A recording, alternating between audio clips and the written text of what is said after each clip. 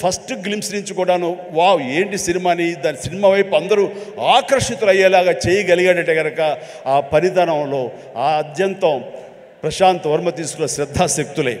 కాబట్టి ప్రశాంత్ వర్మ మీ యొక్క కష్టం, మీ యొక్క ఇది ఆలోచనలు, అలాగే మన హీరో తేజ యొక్క కష్టం, అతని శ్రద్ధాశక్తులు ఇది వృధా కావు.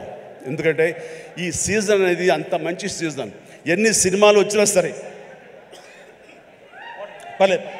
ఎన్ని సినిమాలు వచ్చినా సరే ఖచ్చితంగా ప్రేక్షకులు ఆ బాగుంది, మన కంటెంట్లో మన సత్తా ఉంది, మనకు ఆ దైవ ఆశీస్సులు ఉన్నాయంటే కనుక ఖచ్చితంగా ఆదరిస్తారు, హక్కును చేర్చుకుంటారు, పెద్ద విజయాన్ని మీకు అందేలా చేస్తారు. కాబట్టి ఎలాంటి డౌట్ అక్కర్లేదు. అయితే ఇది పరీక్షాకాలం అనుకోవచ్చు, కొన్ని థియేటర్లు అనుకునే విధంగా మనకి లభించకపోవచ్చు. It's okay. ఈరోజు కాదు రేపు చూస్తారు, రేపు కాకపోతే సెకండ్ షో చూస్తారు, సెకండ్ షో కాకపోతే థర్డ్ షో చూస్తారు. బట్ కంటెంట్ బాగుంటే ఎన్నో రోజులు చూసినా, ఎన్నో షో చూసినా సరే దీనికి మార్కులు పడతాయి. ఈ రోజున ఇందాక చిన్నవాడు సరే చాలా పెద్ద మనసుతో అన్నాడు, అన్ని సినిమాలు వెంకటేష్ సినిమా, నాగార్జున సినిమా, అలాగే మన మహేష్ బాబు సినిమాలు, అన్ని సినిమాలు ఆడుతాయి. ఈ సినిమాలు అన్నీ ఆడాలి, పరిశ్రమ పచ్చగా ఉండాలి.